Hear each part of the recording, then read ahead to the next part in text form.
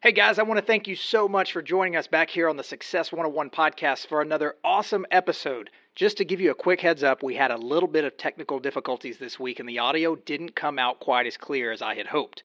I just wanted to make sure that you knew ahead of time that it's not going to be your typical Success 101 clear quality, but that doesn't take away from the awesome message Emilio and I have for you today. So keep listening, and I hope you take a ton away about how you can stay in levels of peak performance by staying out of mental and physical fatigue and using the S.A.F.T.E.Y model to keep from entering fight or flight situations. Make sure you also go and take the online test that Emilio mentions to find out where you're weak in fight or flight situations versus where you're strong so that you can stay in areas of strength and continue to thrive. Thanks for being here, and on to our awesome episode. New concepts and ideas to help you reach your full potential. Reach your full potential. Reach your full potential. Small win, small win, small win. Keep your momentum going. The Success 101 Podcast.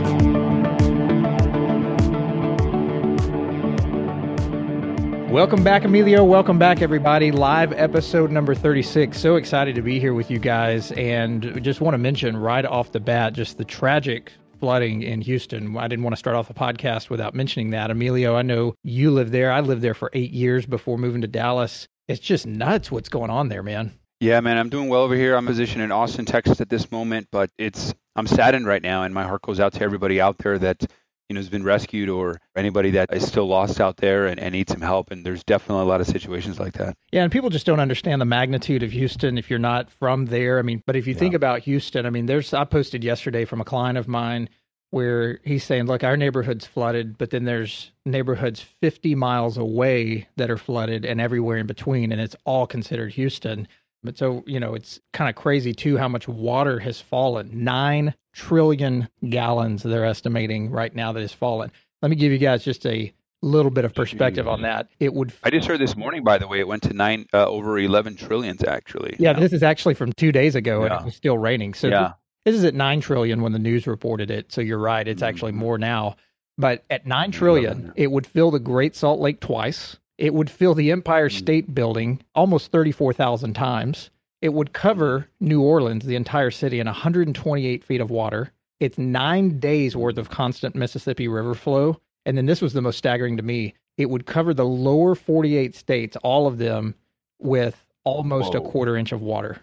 All of that got dumped right on Houston. Just praying for the people in Houston. If you guys would like to donate or give or do anything at all, everything helps, guys. Donate clothes, donate money, donate food, donate resources, whatever. SamaritansPurse.org is leading the way, one of the biggest organizations that's down there, and a verified organization where you just know that any money you give, the money's going to go to the right place. Or you can contact us directly at info@success101podcast.com. And we can steer you in the right place as well. But heart just goes out to those people. So I wanted to make sure we mentioned that. Thanks so much for joining us here today. Those of you guys that are listening in. And Emilio, I get excited about all podcasts. You know that. This is something that brings me a lot of energy and why I love doing it. I know you as well. But there's certain topics that I think really move the needle, so to speak, when it comes to how we can reach higher levels of peak performance. And today I'm going to be talking about mental fatigue as well as physical fatigue, because more and more research is showing that both of those go hand in hand. You guys might even think back to a time where you've sat all day long. Some of the entrepreneurs that I work out there that are running their own businesses, some of it's media content or social content, blogs, posts, those sort of things. And I've heard people say before, I sat down at my computer, I worked all day, I got up and I was mentally fatigued, I had a headache or whatever, but even my bones, my joints, I felt physically tired, not just mentally. How does that happen from just sitting all day long? So if you think about this, guys, if you rarely get up from your chair, so I've talked before about how I have a standing desk. I've even got the Veridesk board or deck, I think they call it, that I just kind of surf on. I'm on it right now, moving all around. If you rarely get up from your chair and you find yourself exhausted mentally, but also physically, considering how little you've moved, why is that? So if you think about mental fatigue, we put a lot of stress on that as far as just, rubbing our eyes, scratching our head, taking headache medicine, whatever. But we have to think about it, guys. The human body reacts to stress in many of the same ways mentally as well as it does physically. So whether you're solving difficult problems or you're staring at a screen all day, or you're out running, the body responds the same way. More and more research is coming out on this. Your heart will pump. You'll produce adrenaline. You'll produce cortisol whether somebody's chasing you or, the fight or flight where you're running away from something, or you're just really upset about something and mentally you're distressed. And, the fascinating thing that I've been reading about more lately is the brain requires a disproportionately high amount of the body's energy. We've talked about that before. About 20% or more of your oxygen even is consumed by the body. So your muscles aren't normally sucking out all of that oxygen when you're just sitting around. Of course, with exercise, they will if you're in a tough exercise. But the brain takes a lot of your energy. So whether it's a mental issue or you're feeling physically fatigued, a lot of times those two things go hand in hand. And I don't know if a lot of people think about that or think about the importance of moving during the day. So that's what we're going to dive into a little bit today. Have you done a lot of study on physical and mental fatigue, Emilio? I'd love to hear your thoughts if you have any data on that. I mean, I know that everything's interconnected. And, when you talk about the mind being kind of overwhelmed with certain things, I'm very familiar with that. It'll be interesting to see kind of where we dive into this in terms of what I've researched or what I've come across. But movement is definitely, it's a fundamental aspect of life, right? And so it's more than just kind of exercise or anything like that. So I'm excited to see kind of how we continue to go down this path, and then I can kind of go from there. Yeah, and I'm also going to talk about sedentary versus active lifestyles, where many of us out there think we're being active every day because we hit a really hard workout and we do that every single day, but we're actually really sedentary if you add up all the hours that we're just sitting around. And the other thing to mention is that our brains are constantly predicting what's going to happen next in some of the research that I was reading. So your brain, before you even realize it or before cognitively it locks in, you're making predictions about how a business meeting, really important business meeting or client meeting, or some of you out there who are interviewing, you're making predictions about how that is going to go or how it's going during the interview. And as each one of these mental stimulations or nerves fire in your brain, your body's essentially getting activated as if it was really happening on a physical level. You don't just jump up off the couch or the seat or whatever and feel physically tired. There's some work that has to go on there. But remember, our brains are always working. So if we're writing, if we're studying, if we're interviewing, if we're in a big business meeting, our brains are trying to constantly think for us, think ahead of us, and running through scenarios in our minds. And that can get you exhausted. And people with anxiety or depression, they may spend even more time anticipating because they're worrying about certain things, and they could become more fatigued even faster. Same thing as when we get sick. Our brain has to really turn on and have more of a heightened sense of mental exertion. But all this to say, if you're wrecking yourself mentally, which many of us do because we don't know how to deal with stress or we're not treating ourselves the right way, not getting enough sleep, it could make you feel physically fatigued, just as if you are sitting all day long doing mental work and you still feel physically fatigued, or you're out working out or whatever. So that's where I'm going to tie all of this together, guys, as I go on through some of Katie Bauman's work and some more things here today that I really want you guys to tap into how sedentary you might be being each day, but also how much mental fatigue you're putting yourself through, which really, you're just wrecking yourself. Yeah. And in addition to the mental fatigue with stress, which is huge, and I'm glad that you'll be covering that, what I think about too is when people are working or traveling, for instance, or changing time zones, it can be very much tough on the body. There's this saying that Emily Fletcher from Ziva Meditation talks about where, sometimes let's say you were just on a road trip for a few hours and you didn't move, you didn't do anything like that. When you get out, you're mentally and physically fatigued, whereas the mind mentally is absorbing so many things in front of it at such a fast pace. You're going 60, 70, 80 miles per hour. You're going through different time zones and whatever. And mentally, it's very exhausting. And then it translates to the physical as you're talking about. But it's huge when people are flying or driving for long periods of time, especially changing time zones, when they're like, wow, I'm so mentally and physically fatigued, but I haven't done anything. Of course, meditation helps with that, and I'm sure you might cover some other stuff with that. But I think it's also good to just note when you're traveling, the same thing is going on. Yeah, and a lot of people talk about that. I've got a lot of clients who travel internationally, whether it's hotel chains that they work at or management companies, consulting, whatever. And, I don't travel a ton internationally, but jet lag is a huge, not only mentally sabotaging you, but also physically, where people are sitting the entire time and they get up and go, man, I feel like I've just been, even after they finally get themselves to sleep, after they've traveled to a new time zone in the world, they wake up feeling that they've just been running all night long. They're just joints aching, muscles aching. So whether you're traveling or not, one of the big things that in the Tools of Titans book that Tim Ferriss wrote, a couple of things in there said, as soon as you land, if you travel quite a bit and you've got jet lag, the best thing to do, people have found, is as soon as you land, go to the hotel, check in, put your stuff down, immediately go to the gym and start working, get the blood flow circulating, start working out, getting your body going, And that defeats jet lag almost faster than anything. Also going and grounding Yeah. wherever you're at, immediately going to like, the beach or the park or something like that and doing a quick grounding session for 5, 10, 15 minutes. All this to say mental exertion is real and it's tiring, but Mhm. it's probably true too that physical exertion is going to make it more likely that you'll get things like a good night's sleep, less stress during the day. That's why a lot of people say that working out is almost like Prozac. It's like a drug. It's, you can have the same effects from working out and releasing the BDNF that we've talked about before as you can on antidepressants, which is kind of crazy. John Rady's book, Spark, you want to wake up and basically feel like that you've taken an antidepressant without the effects of the drugs, of course, go hit a workout.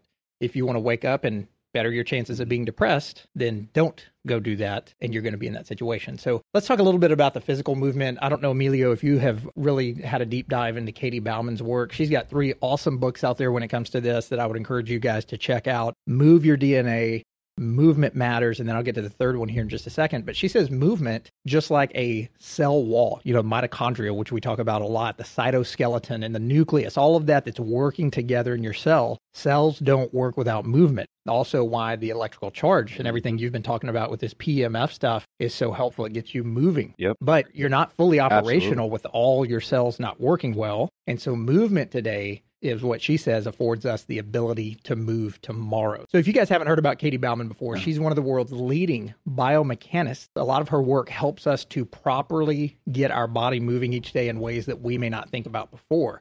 So her other book that I mentioned is called Don't Just Sit There. She talks about how to build a perfect workstation, how to sit better, how to stand better, posture, how to work out on company time, a lot of those sort of things where you're just right there in your office or in your space. But the big thing she talks about is, are you active and sedentary?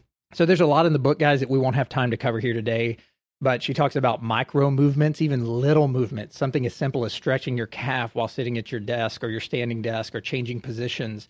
And then many movements, those small opportunities where there's a little bit more movement there, but you don't really feel like you're moving a lot. It all adds up. And then the macro movements is where we're out sweating. So there's not just, I'm going to go move and then go sit the rest of the day. And again, for a lot of people, they feel like, hey, I go crush a workout every day early in the morning. I got my movement in for the day. But then what do they do from the time they sit in their car driving to work? They sit all day, they sit in their car on the way home, and then they sit all night and sleep. And then they wake up the next day and they hit an hour-long workout and they feel like, I'm active. Not really. You're still pretty sedentary. And a lot of that is going to affect your mental fatigue as well throughout the day if you're not getting that in. Absolutely, man. When I think about movement, we were talking about earlier how it's a fundamental aspect of life. And you'd mentioned kind of the cellular level within our bodies. Yeah, movement is, every time I say like movement is life or something like that, it's like, oh, wow, that sounds so deep, right? It's like, but it's so true though. We're constantly in movement, and it's important in numerous ways that we can dive into different pathways here. But when I think about movement also, it affects everything from circulation to digestion to metabolism to immunity.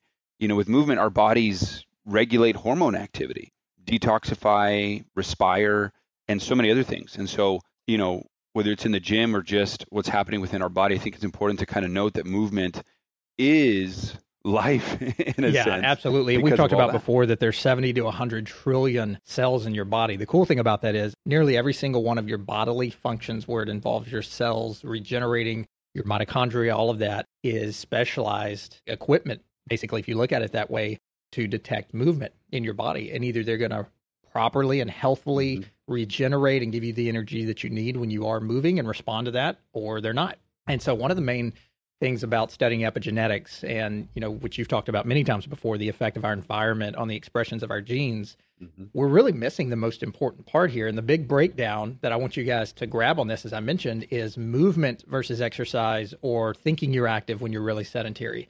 So the first step, guys, to radically improving your health is to really forget about this notion that movement is exercise.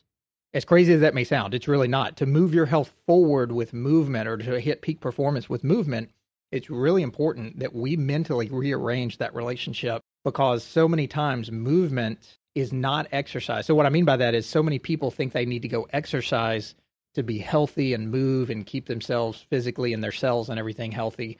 But that is not the case. Movement of any kind is actually more important, and you chip away at that throughout the day, not just the hour-long crushing it at the gym in the morning and then sit for hours upon hours upon hours until you go do that the next day. Right. A lot of people are living sedentary lifestyles, whether it's at work or they come home and sit down on the couch and watch the shows and whatnot. And it's like, what kind of movement are you doing? I've been trying for the past year to incorporate more movement into my life, whether not in, like you said, the separation of workout to actual movement in terms of, learning how to do different dances or strength things or just a bunch. Like my buddy does the aerial acrobatics, right? It's just getting movement around the body. We just keep saying it over and over. Movement is so key, not only for your physical, but also for your mental and for releasing the type of chemicals to release that BDNF. And if you're not moving, you're going to be mentally fatiguing yourself on things by sitting all day, or you could be, but you're going to feel the physical effects on that as well in your joints and your muscles and everywhere. So exercise is movement, but movement is not always exercise. I think is a good way to put a, something for you guys to remember on there. Yeah. It's a good way to remember that is that exercise is movement, but movement is not always exercise. We don't have to go and spend tons of time moving in the gym or, wherever we think, or running a marathon to say we moved. There's all these little things. So she does some pretty interesting things to help us lock this into our mind. If you guys can picture this, if you draw a circle, or on a piece of paper, just draw a small circle, that represents exercise. That may include things like going to the gym, hiking, running, strength training, like I said, running on a treadmill, stuff like that. Now draw another much bigger circle around that exercise circle. That represents movement. So here's the key point behind that. Movement transcends and includes our exercise. It includes things like getting up from our desk, doing jumping jacks, stretching, walking to the store, bank, wherever, changing our posture, a lot of things we're not thinking about. All those tiny movements count, but we could just be doing the exercise thinking we're moving and just being sedentary.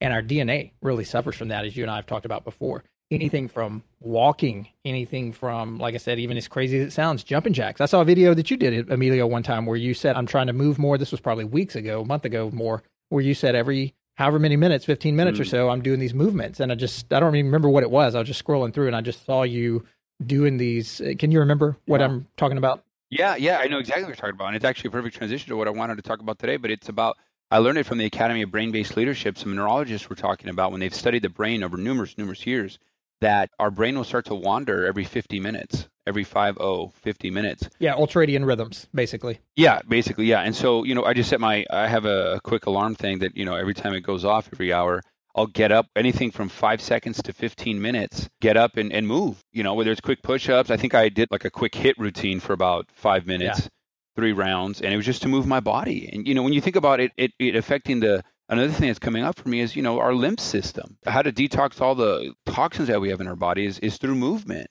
If you're not moving, jumping up and down, moving around like you are even right now at your job that you just talked about on what you're standing on, it's the more we can move, the more that we can secrete the toxins from our bodies. And that's the only way that the lymph system can remove all of that is through movement. A lot of this stuff is self-evident that I'm saying, but I had this deep desire on a lot of the stuff that I've read over the last couple of weeks just to get this word out to you guys about movement.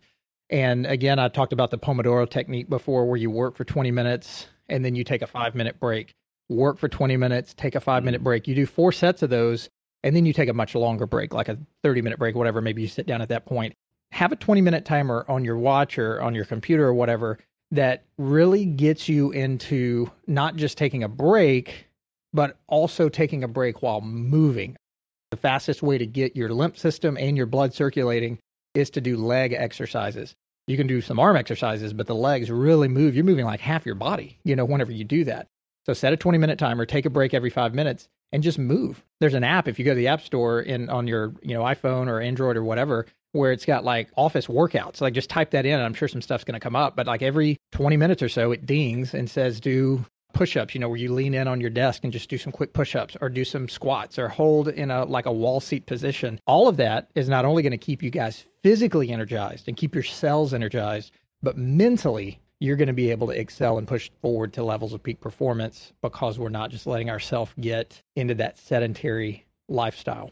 And again, guys, remember, your brain is using up more than 20% of the oxygen and energy consumed by the body. And physical energy, releasing that BDNF, just even with a quick 20 minutes worth of actual exercise, but then also chipping away with your joints, your tissues, your cell at a cellular level with those micro movements that I mentioned is going to help you do all of that to where you are sharp. Mentally, you are sharp. Physically, it's actually, as crazy as it sounds, it's actually anti-aging for you guys to do that. So whether it's your brain predicting in a stressful situation what's coming up next, whether it's you getting into self-sabotage with negativity, or just working, sitting down all day, working on stuff and mentally fatiguing yourself, which also then results in physical fatigue or feeling that way. We have to cut out the stress in our life. We have to stand. We have to physically move and just chip away at it little by little, guys. And both your brain and your body will be extremely healthy. And I think you guys are going to feel a lot better and stay more on point when it comes to clarity mentally as well. So those two things go hand in hand together. We don't think about it that way all the time, but just the more I read about it, the more we need to be moving. Absolutely. Absolutely. It just creates a lot of energy, man. I mean, every hour when I do, like I said, the 5 seconds to 15 minutes, I mean, I'm constantly energized throughout the day, whether I have coffee or not, or whether I have some kind of supplement or not. You know, me moving my body is doing a whole lot for me. Yeah. And even in something as crazy sounding as just shoulder rolls. I mean, right now, if you're sitting at your desk, maybe listening to this, or if you're in the car or whatever, just start doing some deep, slow shoulder rolls and just feel that tension and anxiety. Even if you didn't know you were carrying that around, that's where we carry a lot of that, is in our neck and in our shoulders. That's the type of movement that we're talking about during the day. Still go crush it at the gym, still go get in your workouts, but we can't just do that and then not move during the day. So arm circles, shoulder circles, neck rolls, that stuff lifts the tension and anxiety so quickly and keeps your brain sharp, but then also physically makes you feel great. So it's amazing how connected both of those are. Even to add to that, in terms of compounding it even more, you know, this mental, emotional, spiritual kind of movement as well, in terms of while doing what you just said, Jared, you know, really closing your eyes, like taking a deep breath and letting go and moving all of that stress, anxiety, kind of, you know, seeing it, visualizing it actually exiting the body. And just as you breathe that out, there's actually a lot of science and a lot of research has been done about that. So, you know, this whole kind of mentally, emotionally, spiritually, also just kind of breathing in, breathing out, letting it all go, you know, in addition to what you said, I think is really powerful. Well, that's awesome, man. So, you know, one of the things I wanted to talk about today too, Jared, and this might be a good transition, you talk about stress, like we always talk about, we're living in our heads and creating a lot of anxiety and stress for ourselves. You know, a lot of times we're in fight or flight mode non-consciously, not very conscious when we're kind of enter into those states. And one of the things that I think we talked about it when we first started doing these podcasts was like a 1-2-4 model that I learned in 2015 from the Academy of Brain-Based Leadership. I did like a leadership assessment accreditation with them and learn about this 1-2-4 model. One was, you know, the number one things our brains are doing, which is, you know, is to protect us. And then the 2 was for, you know, how our brains process information, our non-conscious and our conscious, and we provided that statistic. And we didn't go into the 4 too much, but given all of that, there's another model that the Academy of Brain-Based Leadership talks about that I think it's important to kind of showcase, and providing some awareness more so in the self. You know how I love talking about getting to know yourself a whole lot more, because once you do so and you kind of master your internal environment, you can better master your external environments.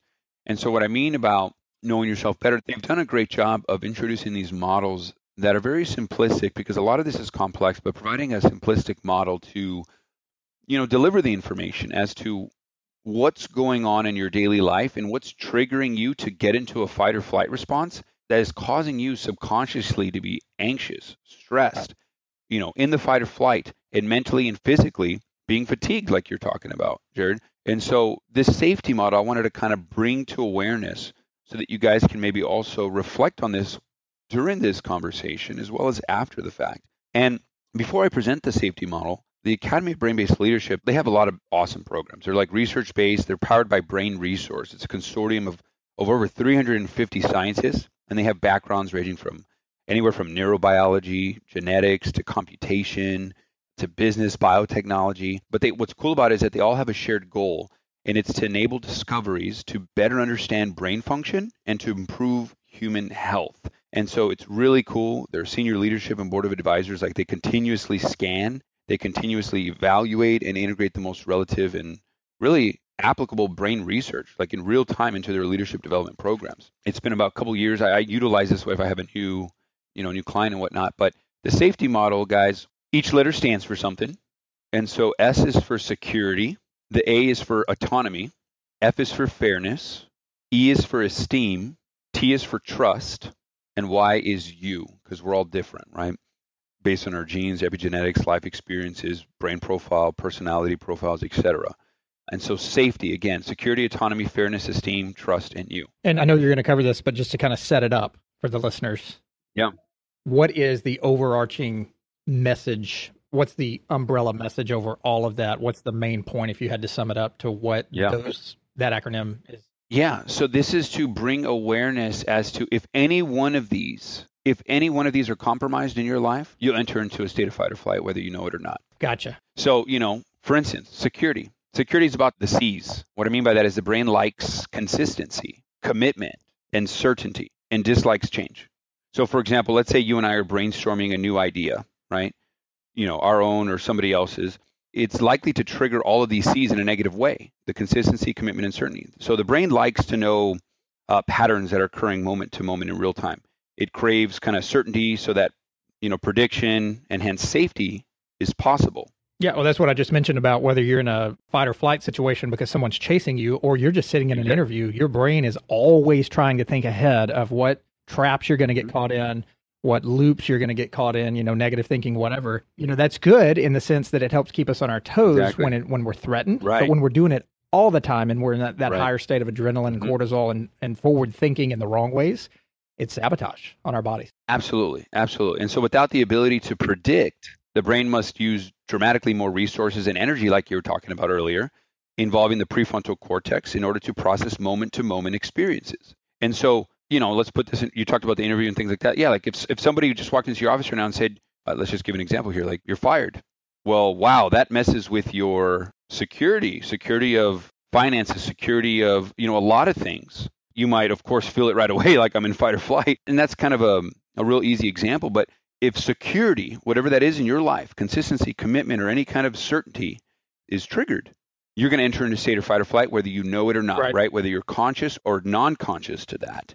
And what I mean by fight or flight, again, guys, is the sympathetic area. So your body is going to be more in emergency mode, trying to take care of that perceived threat that doesn't exist. There's no bear in the office, but it's going to be on emergency mode rather than regeneration, detoxification, fixing things throughout your body, rejuvenating things in the body. It's going to be in emergency mode the entire time and affect your mental and physical state like we keep talking about and like we're talking about now. So that's security. Autonomy, of course, is really the perception of exerting control over one's environment, right? And whether that's illusory or real, it's a sensation of having choices with any given situation feels rewarding. And let's face it, none of us likes to be told what to do.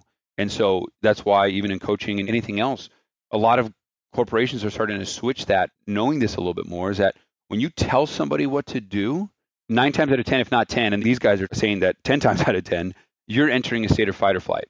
And now you might be like, oh no, I want to be told what to do. But there's a trigger that occurs. And so actually non-consciously, you've entered into that. Yeah, because typically when somebody, even if you're a person that says, oh man, I'm welcoming critique, I'm welcoming whatever so that I can grow and get better. And hopefully all of us are doing that more and more as we get older and wiser and more mature. Yeah, right. Even when you're in that state of receiving and I want to receive, your first thought when somebody delivers news to you that you weren't expecting to hear, even if it could be for your betterment, is not a release of dopamine.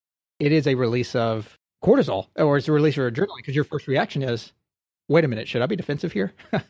Even if you don't say that to the person, even if with inside you look collected and calm and receiving, your first thought is not dopamine. Right. That's not the first release. It is defensiveness, it's whatever. And then you may take that information, you may receive it, and you may be, thank you, I'm grateful you told me that, whatever. But in the back of your mind, you're always thinking defensive. Exactly. Yeah. And we're in our heads thinking about, okay, whether it's conscious or non-conscious, like, okay, what's this guy going to say? And do I need to be defensive and all this kind of stuff? And next thing you know, you're in your head, you're in a sympathetic state and you're in fight or flight or freeze. And, you may or may not be aware of it. And you talk about release. Well, not necessarily. Well, in that we talk about the prefrontal cortex. There's actually, like if I told you what to do right now, Jared, whether you know it or not, there's actually blood flow that is actually moved away from the prefrontal cortex, which allows you to actually not concentrate. The blood is moved somewhere else to go and protect yourself. And so if your autonomy is questioned or triggered in some way, shape, or form, whether you know it or not, you're going to enter into a state of fight or flight. Same thing with fairness. We need to see that exchanges that occur around us are seen as fair to us and to others. Right. Fair exchanges are really intrinsically rewarding, right? Independent of other factors. And the need for fairness seems to involve issues of disgust, and that's a whole other topic that neurologists talk about. But basically, we want to see things that are fair. If something's not fair in the workplace, in your life, in relationships, you've entered into a state of fight or flight, whether you know it or not. The last two here in the safety model, esteem, if your esteem is triggered, right? And there's actually 3 parts that they talk about here that I remember. One was how we see ourselves in relation to others. For example, bigger, smaller, richer, poorer, etc. And then also in the other esteem part is our interpretation of how we think others see us. And so this includes our emotional habits with regard to our reactions to others. And so, yeah, any part of these, one of these three of the esteem category is triggered in some way, shape, or form, you'll enter into a state of fight or flight. And last but not least, the U is, well, we're at trust, but of course the last one is really important that I'll dive here in a second. But trust, same thing. If trust is compromised, same thing. And they talk about, this in-group versus out-group processing that I don't know if we have time to dive into, but, we're basically social animals and we demonstrate many attributes as such, right? Yet strangers are always first treated as a threat. And so, if someone's, a stranger or anything like that, there's this kind of, in the trust category, you could potentially be getting into a state of fight or flight. And again, all throughout your life, if you think about, maybe reflecting on trust, how may you enter into a state of fight or flight like that, whether you realize it or not. And then again, like I said in the very beginning, the U is huge, man. Based on our genes, epigenetics, our brain profile, personality profile, our tendencies, which is like our biases, patterns, habits, triggers, how we were influenced, our past, whether that's the genetics or the personal experiences, our presence with the strengths, mastery, the people on our team in business and life, or our future, or even our current outlook, right? The situation, goals, attitude, your stress level, all of that comes into play as well because we are all unique and different. And so the Y in the safety model can really override one or the other. If you go to the Academy of Brain-Based Leadership.com or just Google that, or maybe just Google safety model from the Academy of Brain-Based Leadership, there's a free assessment that you can take and it'll showcase, what do you put a heavier weight on? Some people might have more of a heavier weight on security than they do autonomy and vice versa. And so you can find kind of, where you're strong in and where you might get into a fight or flight more often. And then Right. that'll bring some awareness to you so that when it's actually happening, you're like, oh, this is where it is. And so the more that you're aware of it, the more you shine light upon it, like we've talked about in past episodes, the more you can make better decisions. And so you're like, oh, here I am. What would you subconsciously or non-consciously do and say, hey, do I want to do that? Right? Well, this is me just in a fight or flight given this safety model. And it's great. The reason why they put safety model is because Absolutely. given the brain, the number one thing our brain is trying to do is to protect us and hence safety. And so it all ties together in terms of the mnemonics. Yeah, the body really is meant for survival. I mean, that's what the brain is meant for, survival and helping you think that way and conserving energy. As much as we want to think that we're brilliant and we use our brains for all these things, we are naturally created and designed, our brains are, to help us think about the negative things out there to keep us safe and also to conserve energy. The safety model, as you mentioned, I mean, your cells, your epigenetics, your genes, everything is built around that. So tapping into that and understanding that, and even some of the things that I mentioned around the movement part when it comes to the mental part of that, is going to help us to thrive, so to speak, more peak performance, more achievement, more success and significance by understanding it, not being left to our own states of kind of walking around blind. Yeah, you absolutely hit it on the nail about our bodies are always trying to protect ourselves. And, the number one thing is to conserve energy. And so, guys, if you're aware of the safety model, go take the free assessment, see where you're heavily weighted on in each of, whether it's on the S, the A, the F, the E, the T, so that okay, this is where I normally enter in fight or flight. If a situation comes in your life where, okay, hey, my autonomy, somebody just told me what to do, kind of check in with your body, see what's going on, and really just, maybe take a deep breath or something, or move around, and mentally know that this may be an area where you might be in fight or flight, whether you realize it or not, and choose differently. So how would you choose differently? Well, just not letting it affect you. So by basically, you can check in with your body, see what's going on. Obviously, your mind's going to be racing at this point. Maybe, thinking about some stories. We're constantly in our heads. See what you're thinking. See what you're feeling. See what emotions are arising and just welcome them all. Be okay with whatever is happening. And so the more that you do that, the more you won't have your brain, subconsciously just running on emergency mode. You're saying, hey, look, you're welcoming all this stuff into the party. You're opening the door and saying, hey, everything's fine. You're aware of this. You've shined the light on it. And so now your body's like, okay, guys, everything's good. On a holistic standpoint, mentally and physically, we're okay. Okay, nothing's wrong here. And so then your body will shift into the more parasympathetic, the rest, relax, digest, of repairing, rejuvenating, things of that nature. Because if you didn't do that, you're going to be up in your head subconsciously. And all Absolutely. that mental stress and anxiety at a non-conscious level is going to cause your physical fatigue. Next thing you know, then you're going to be like, well, why am I so exhausted? That leads about what you were talking about. Why am I so tired? Well, because you've been creating stories in your head, and subconsciously you've been in your head and in a state of fight or flight, and it's caused your physical body to be fatigued. The last thing I'll say here to conclude it is back to that statistic of your mind processes 11 million bits of information per second. If you have two ways of processing information, conscious and non-conscious, out of that 11 million bits of information per second, your conscious mind only processes 40. Take away there the power of your non-conscious. It's always going. So consciously, guys, let's be aware of this so that we're not mentally fatigued and therefore physically fatigued. Yeah, and I think those two topics tying together so well, because in your case, if you're in fight or flight all the time, we will be sabotaged. If we are sitting all day, our brain requires movement to release certain chemicals. Our physical nature requires movement. We were made to move. Staying stressed all the time will keep you sabotaged. Being sedentary, even if you think you're working out once a day, and that's a lot of, movement for you, it is during that moment, but then you sit all the rest of the time.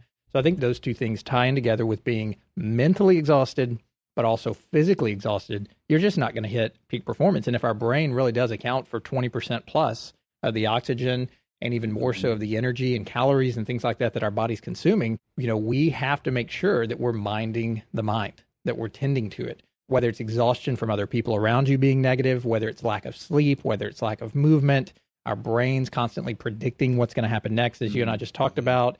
Illnesses, when we get sick and not tending to ourselves, all of these things are just going to run you down more and more. And as Katie Bauman mentions, move your DNA, movement matters. Don't just sit there. There's a reason she's writing all these books about these things and how you need to become more active with these micro movements, mini movements, macro movements, as I mentioned.